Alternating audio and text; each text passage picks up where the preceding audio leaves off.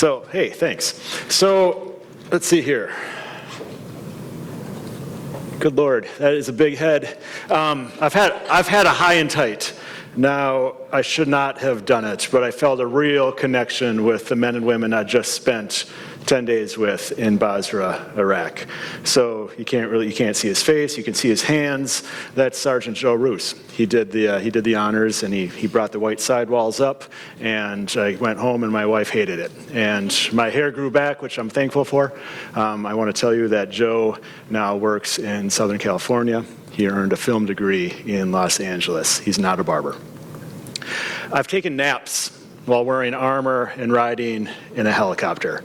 Now, my good friend, Sergeant Rich Kemp, took this photo of me in Baghdad.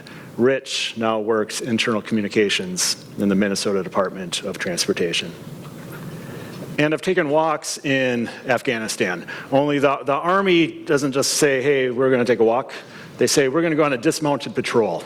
So in advance of this dismounted patrol, I had Lieutenant Fisher, ask me if I could call out a pressure-plated IED. I'm like, maybe I could, I don't know. Davin said, well, just look for disturbed soil. And I looked around, and I kept this to myself, but Davin said, yeah, I know, it really all looks disturbed. Just try to step where I step. And I did. Davin now works for the U.S. State Department. So I'm a television producer at Twin Cities PBS. I don't do push-ups very well. I've never held anything more powerful than a pellet gun, which I don't shoot very well. And I have a really hard time getting a good night's sleep if I don't have my own pillow. I had 5 beautiful pillows in this hotel last night, and I could not sleep because I did not have my pillow. So I'm not a veteran. I mean, I think veterans can probably do all of those things. I am not a veteran. When I was a young person, joining the military never even crossed my mind.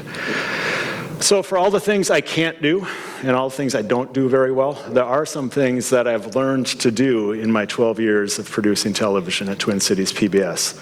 And I've learned how to ask questions, and I've learned how to share, and I've learned how to, listen, I'm sorry, I've read it out of order. I've learned how to ask questions, I've learned how to listen, and I've learned how to share perspectives with viewers that otherwise they may not have access to. I mentioned Iraq and Afghanistan. Now, those trips were embeds. I embedded with units from the Minnesota National Guard. I was provided with in-country transportation, helicopter rides, a lot of helicopter rides. If you haven't been in a helicopter, let me just say it's super awesome for the first 15 minutes, then it's really loud and really hot and really dusty, and it's not so great.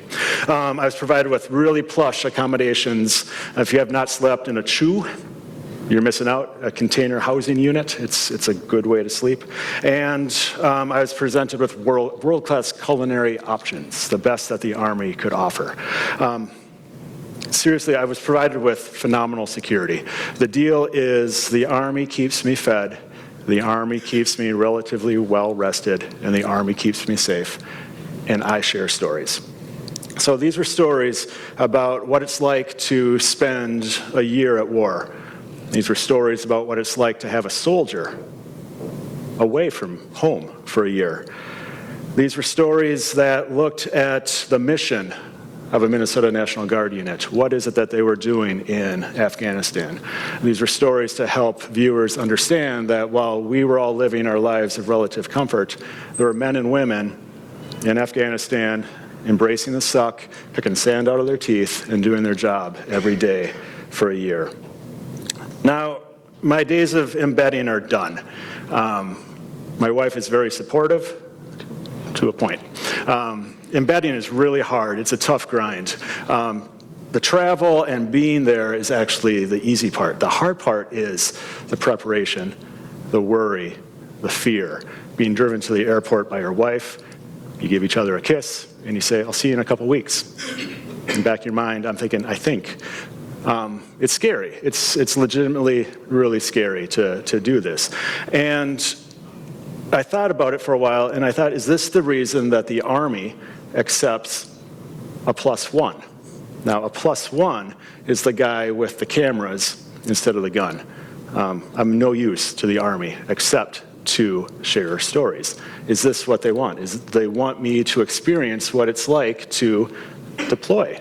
And I thought, well, okay, so maybe the Army has got that figured out. It's a good deal. I got to do some pretty phenomenal things, and I got to share stories. So it worked out for me. I said my embedding days are done. That doesn't mean that I'm done sharing stories of our veterans and members of our military. However, today I just choose to focus the cameras closer to home. I tend to focus on stories of the men and women who live in our community. They may live on your street. They may shop at your grocery store. They may be your colleagues. They may apply for jobs at your companies. I'd like to share the story of 5 soldiers, veterans in particular, that I've met. I'm just singling them out because I did. I've met a lot of them, but these guys sort of stand out. This is Muhammad. Muhammad lives in a suburb of St. Paul, Minnesota. Muhammad is a Marine. Muhammad is a Muslim. Every day in the summer, he gathers his neighbors for a 1-mile walk. They gather at the end of their driveway, they walk for a half a mile down the block, they turn around and they come back. He's forming community. When he's at work, he works at an area college, and he helps students, veterans and non, find community on campus. He's still serving. This is Brian. Brian graduated from West Point. Brian led troops in Iraq. When he was discharged, he found a career in the corporate world in Minneapolis. If you don't know much about Minneapolis, we've got a lot of pretty awesome Fortune 500 companies. We've got Target, and we've got Best Buy, and we've got Cargill. We've got some of the big players there. He found success, but he didn't really find happiness. He missed his mission. So what's he do?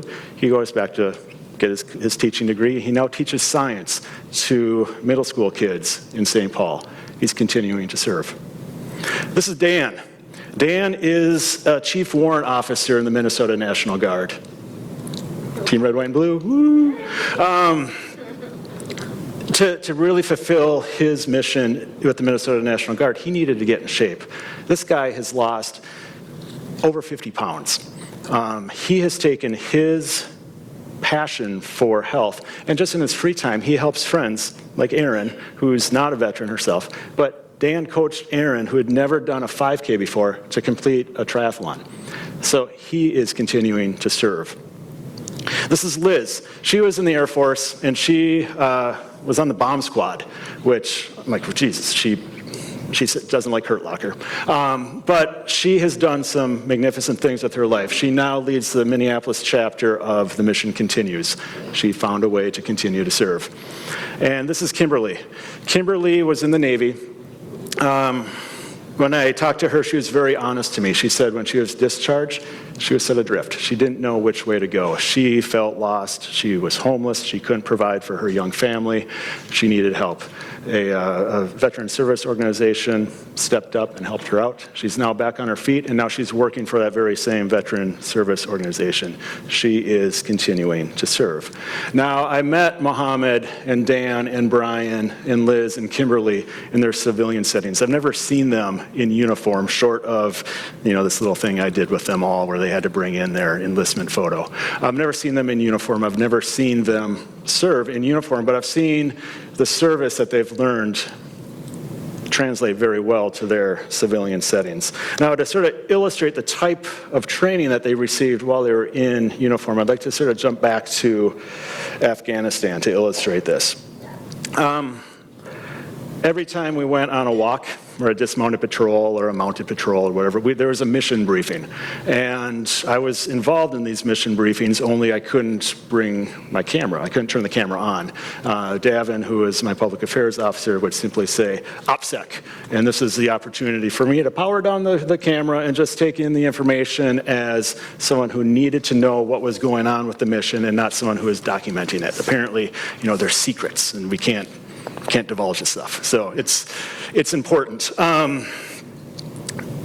For this particular mission briefing, there was a 24-year-old sergeant who was in control of the room. And what I saw in the 5 minutes that he was in front of his peers and his commanders convinced me that if he was given the chance to do so, he would thrive in any business or community setting. He spelled out the entire mission. There were like 20 of us in the room. That's about 5 vehicles worth of people. He's at a whiteboard. He's got all the packs or the passengers listed and all the VICs or the vehicles listed. We know which vehicle we're going to get into. We know which order the vehicles are going to traverse the dozen or so kilometers to this village. He's got it all spelled out. We know which soldiers are going to do the security patrol. We know which soldiers are going to jump out and walk into the village. We learned that the +1, me, I'm going to get assigned to the medic today. The medic was a man of few words. He referred to me as a neg, which is my blood type. Didn't care about my name, but I really respected that he was worried about the important stuff. This is the soldier who ran that mission briefing. He was poised and he was confident, and he just had it nailed and buttoned down. If our meetings were half as efficient as his meeting, we would spend a lot less time in meetings. So this young guy told us how we were going to get in and out of this village. We knew how we were going to walk into the village. We knew which soldiers were going to form security around the village. And he just had it figured out. He told us how we would leave the village if things went well. He also told us how we would leave the village if things didn't go well. On this particular day, things went well, and the Afghans we were with invited us in for tea, and we graciously accepted.